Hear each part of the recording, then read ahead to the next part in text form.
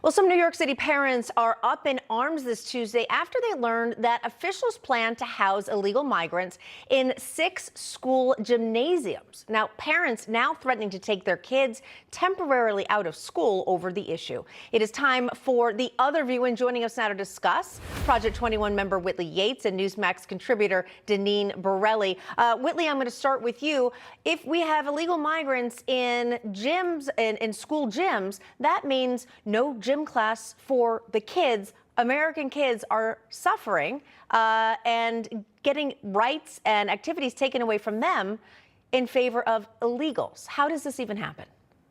Well, because we have Joe Biden cosplaying as president terribly in the White House. So you have schools that go from institutions of learning to insurgent immigration camps. This is terrible. And the fact that we would reduce and limit our children and what they're able to experience for insurgent immigrants is a terrible idea. And I hope New Yorkers are fighting back. Deneen, your thoughts?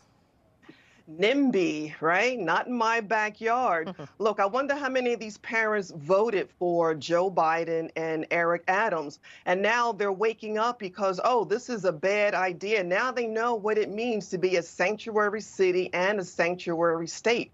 Members, their citizens in Chicago are going through this as well because they're bringing illegals to that area, too. I also want to get your take on this. The family of a Massachusetts middle school student is suing the school after they claim their son was told to remove his T-shirt, and it had the phrase, "There are only 2 genders." on the T-shirt. Now, the parents of 7th grader Liam Morrison say the Nichols Middle School violated his First Amendment rights by saying something that, frankly, in my opinion, is science. Whitley, your thoughts?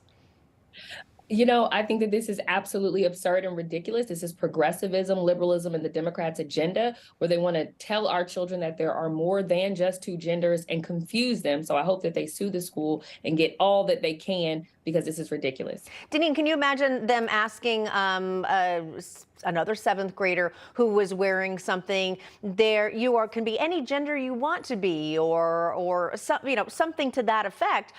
I think that kid would be celebrated.